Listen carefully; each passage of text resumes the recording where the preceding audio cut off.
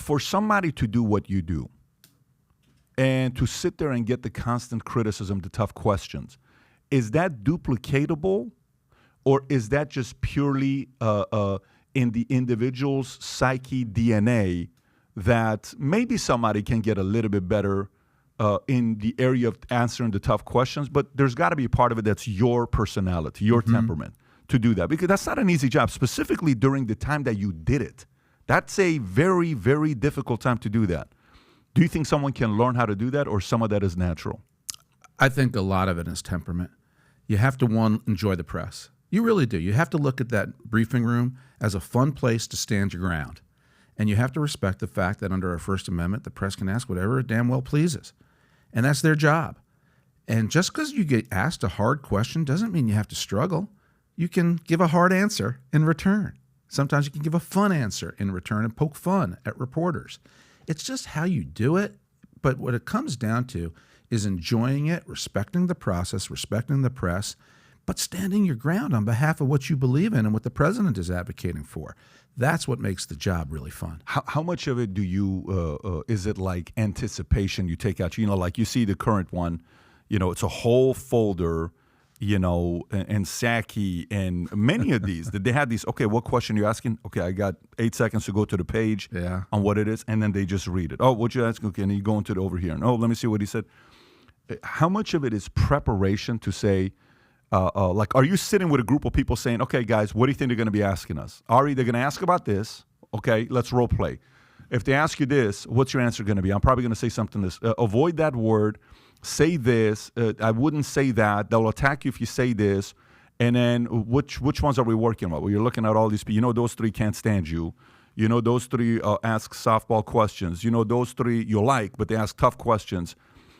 I'm assuming all of it, you're a sports guy. I'm assuming there's strategy to the madness as well, no? There is, but there's also fundamentals. Go back to sports. If your swing's no good, it doesn't matter how much time you take BP. If your mechanics are wrong, you're not going to be able to improve that much. The most important way to handle that job, you can't speak for the president if you don't listen to the president. So the way to prep is you got to be in the Oval Office all the time. I was in almost all the president's meetings. I'd spend a quarter of my day in the Oval, listening to what he listened to, hearing what he said. And then you take that, so now you've got knowledge. You know what the president's doing. Then you take that, and yeah, you do get your staff before you go out and prep, or before you brief, and you say, fire away. What are they going to ask me today? And sometimes you go, okay, I got that one. I got it. All right, whoa, let's talk about that one. That one's a curveball. What are we going to say on that one? Call the Secretary of Defense. I need an answer on this. Call the PR spokesperson at the Department of Transportation. Get me more info. So it all goes into it.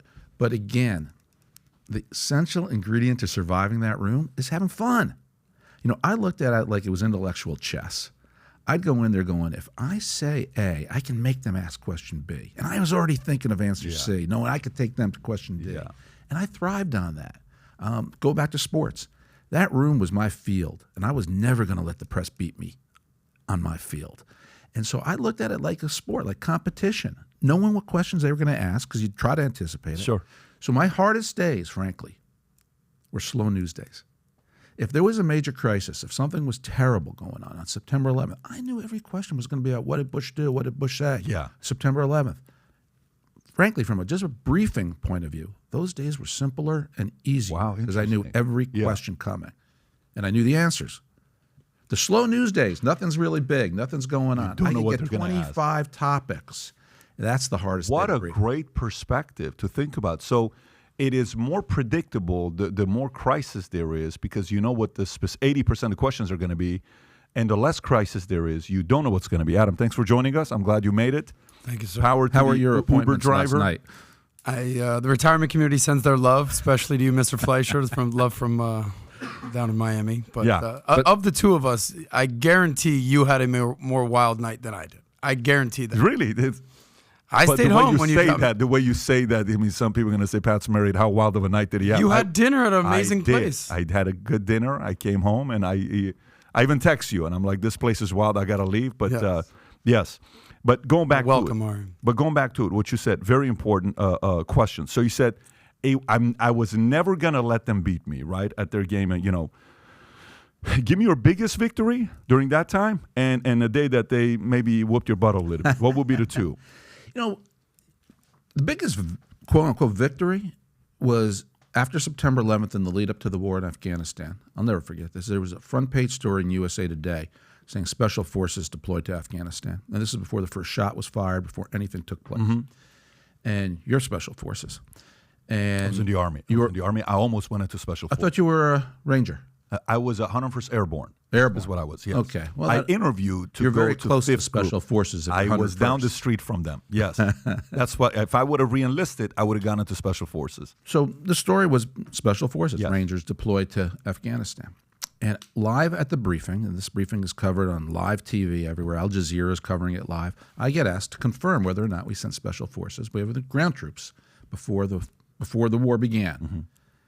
And I looked at the reporter, and I said, under our system, you have the right to ask me anything you want. I have the responsibility not to answer. Next question.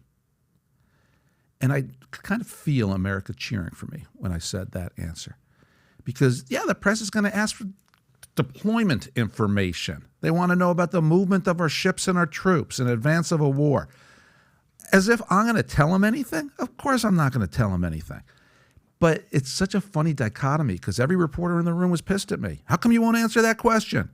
But I knew everybody in America was cheering for me because they didn't want me to answer that question. And that's when it was just so crystal clear to me that my job sometimes is to speak over the heads of reporters and say what the president wanted me to say to the people. And that was in many ways my, called a victory. So with all the craziness taking place, I believe future looks bright. If you believe future looks bright, get your latest Future Looks Bright hat of Valuetainment.